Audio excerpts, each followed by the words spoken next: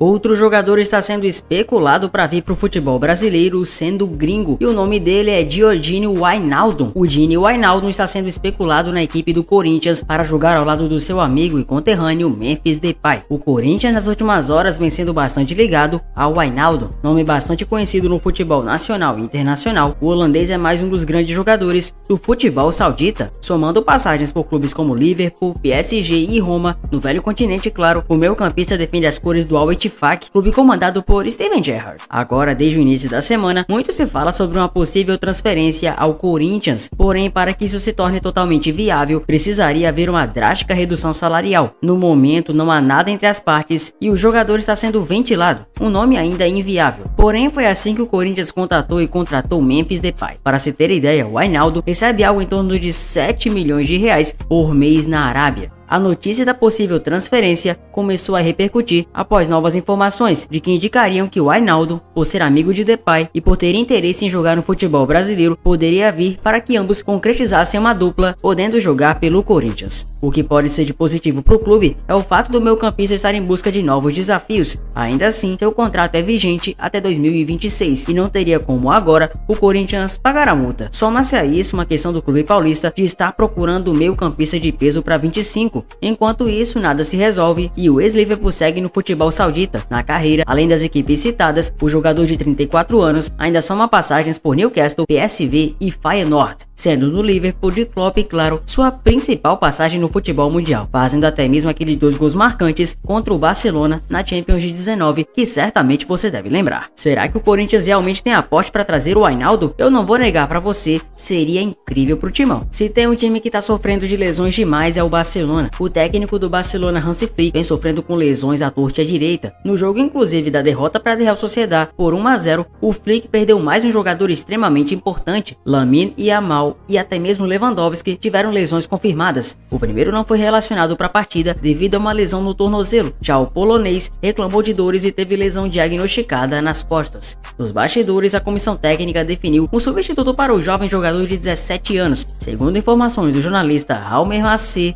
o jornalista do portal espanhol Sport, Hansi Flick vê Toni Fernandes, de 16 anos, como alternativa para Yamal sempre que precisar. Essa possibilidade caberá em momentos quando o jovem jogador precisar descansar ou não estiver à disposição para uma partida. Por exemplo, claro, ainda segundo o jornalista. No momento, porém, Toni está se recuperando de uma lesão e só deve retornar daqui a 3 semanas. Yamal deve ficar fora dos gramados por pelo menos 2 a 3 semanas, quase o mesmo período. Assim que o jogador retomar e tiver 100% de condições, Flick deve chamá-lo para atuar no time principal. Seu último jogo foi contra o Sestao River no dia 6 do mês passado pelo time B do Barcelona. Nessa temporada, Toni disputou apenas 4 partidas pelo time B com 2 gols marcados. Ele ainda não estreou pelo time principal em jogos oficiais, mas com essa decisão pode estar perto de atingir esse feito. Joia do Real Madrid não aguenta ser reserva e pede para deixar Bernabéu em 25. O Real Madrid não vive o melhor momento nesse começo de temporada. Isso porque, apesar das derrotas na La Liga e na Champions, os bastidores no Santiago Bernabéu também estão conturbados. Com isso, a mais nova bomba, que é totalmente interna do Real, foi o pedido de um dos principais atletas para deixar a equipe de Ancelotti. A falta de minutos da joia merengue causou decepção e uma saída estaria perto de acontecer em janeiro. Arda Güler não tem gostado da situação que vive no Real nessa temporada. A informação de Eduardo Inda, do OK Diário, afirmou que o meio-campista, nascido na Turquia, não está nada satisfeito, sendo completamente ofuscado no Real. Arda Güler não joga quase nada. O jogo de sábado foi um dos poucos do último mês.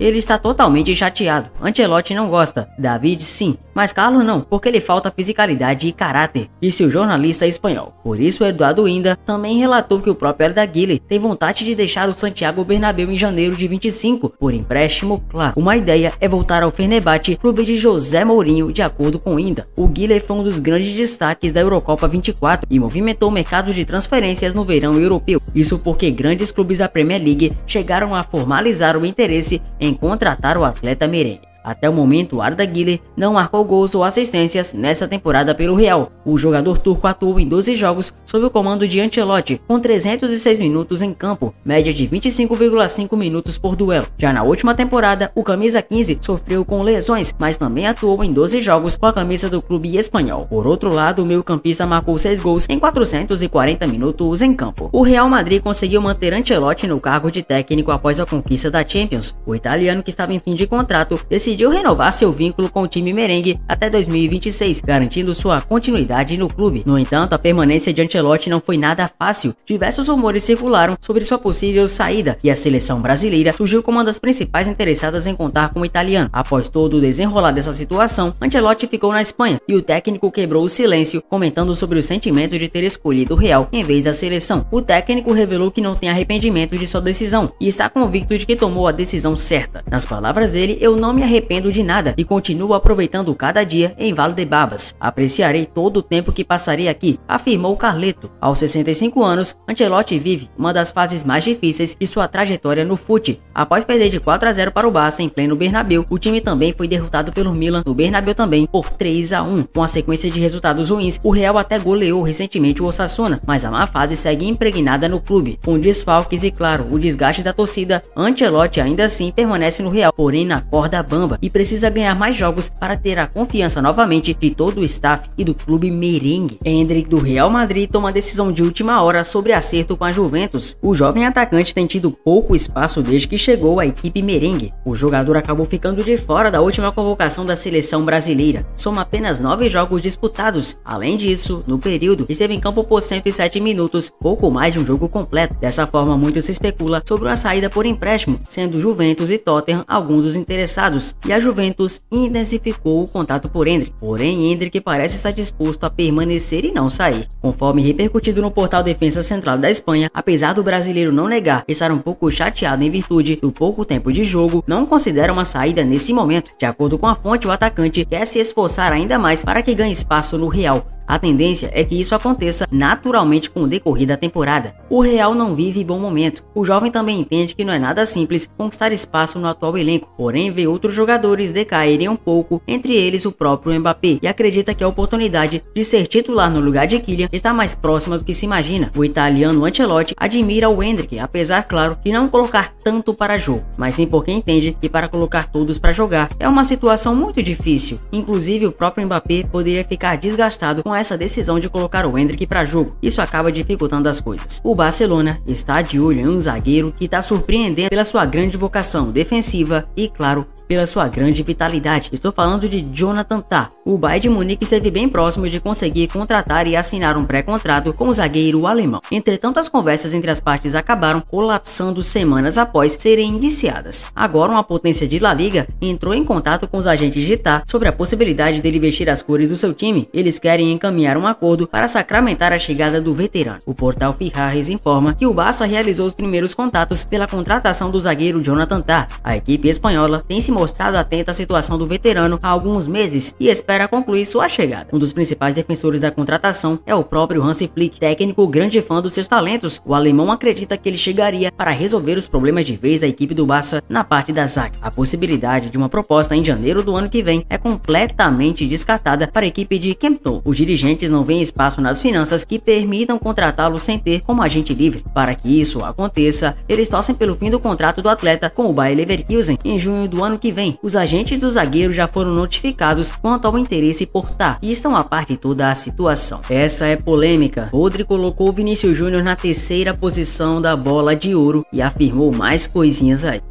Os brasileiros já não estão muito com a cara do Rodri, né? O cara é um excelente meio-campista, provavelmente o melhor do mundo. E sim, se você assiste a Premier League, se você assiste o City, você sabe que isso é verdade. Mas aí, o Rodri foi falar demais, falar talvez até mais do que devia, e olha só o que aconteceu. Em entrevista ao programa El Partidazo de Cope, o meio-campista do Manchester City, naturalmente o cara é espanhol, revelou seu top 3 na listagem final e afirmou: eu colocaria o Carvajal em segundo e o Vinícius em terceiro. O camisa 16 foi além. Sobre seu mérito em vencer o prêmio, o craque de Pep Guardiola afirmou que sua regularidade foi o motor para que a tribuna o escolhesse laureado. Eu ganhei a bola de ouro pela minha regularidade, que é o mais difícil no futebol. O jogador mais regular da temporada fui eu, explicou o espanhol. E aí, eu já tinha feito até um vídeo curto sobre isso, vou mostrar aqui pra você. Tá aí, ó, o principal ranking de estatísticas e notas por jogo do Rodri na temporada. Se ele chama isso de regularidade, tudo bem, mas só pra comprovar que a temporada de Rodri Hernandez foi muito melhor na 22-23 do que necessariamente na 23-24. Mas se o Rodri falou, tá tudo falado, né? Tá tudo falado, né? Ele é o melhor do mundo e se gaba disso. O meio-campista foi um dos pilares da conquista da Premier League 23-24 e no Mundial de Clubes da FIFA em 2023, bem como um dos destaques da Espanha vencedora da Euro 24. Nessa temporada, o meia sofreu uma ruptura do ligamento cruzado do joelho direito e se tornou desfalque para a equipe do City e tá perdendo muito esse ano. Pelo City, o volante soma 260 partidas disputadas, com 26 gols comemorados e 30 assistências distribuídas, além de 11 títulos conquistados também. Vitor Roque é aprovado para deixar o Barcelona em operação de 430 milhões de reais, mas que não envolve somente ele. Isso acontece porque nos últimos dias, o brasileiro foi incluído na operação do Barcelona em prol da aquisição do artilheiro Gyökeres, que atualmente joga pelo Sporting. A informação é de que o time catalão incluiu Vitor Roque na negociação como forma de abater os 70 milhões de euros pedidos pelos portugueses para negociar o jogador.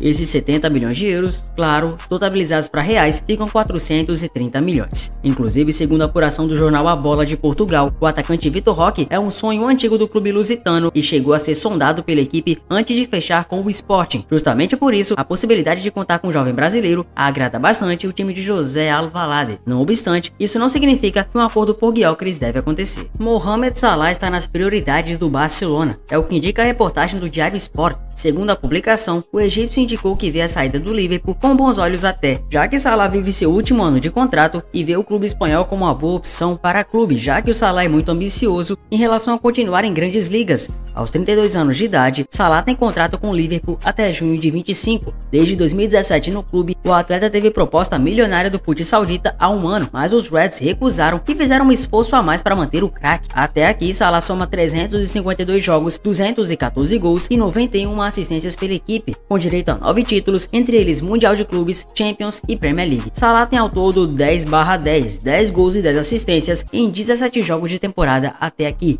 A 24-25 dele tá espetacular e ele tá sendo cotado a ser um dos principais e melhores jogadores do mundo. Você acha que tanto para Salah quanto o Barcelona seria uma boa transferência? E aliás, a pergunta maior que fica: Salah teria vaga em que espaço no time do Barça? Quem sairia para Salah entrar? Convenhamos que claro que Salah tem vaga, até porque o egípcio não de hoje se mostra um craque geracional e tá ultrapassando todos os números do próprio Thierry Henry, considerado um excelente jogador, Mr. Premier League. Dia 1º de abril, estamos no dia 8/11. E essa notícia não é inventada. Guardiola é prioridade da seleção brasileira e o técnico adora a ideia de assumir o Brasil para a Copa do Mundo de 2030. O The Athletic afirmou e confirmou que Guardiola é a prioridade do Brasil. Essa informação pegou muitas pessoas de surpresa, visto que o time canarinho tem técnico e ele se chama Dorival. Dorival Júnior inclusive convocou recentemente o grupo que deseja ter à disposição para as eliminatórias de 2026, ou pelo menos para os próximos jogos. O comandante já balançou no cargo, mas com 2 vitórias aliviou a pressão. Pep Guardiola tem vínculo contratual com o City até o final dessa temporada europeia, e uma extensão no acordo pode acontecer para até depois da Copa do Mundo de 26. A vontade do técnico é pegar um ciclo completo de olho na competição até 2030. O técnico teria ficado irritado quando a CBF se distanciou de contratá-lo após sua passagem pelo Barcelona, mas fontes próximas a ele dizem que ele gosta da ideia de treinar a única equipe pentacampeã mundial. Guardiola respondeu recentemente sobre a possibilidade de assumir a seleção. A pergunta foi feita após a goleada que o City havia levado do Sporting por 4-1. Depois de perder de 4-1, já não sou mais uma opção para a seleção, disse brincando o técnico dos Sky Blues, cabisbaixo com o revés sofrido na Champions. O Guardiola: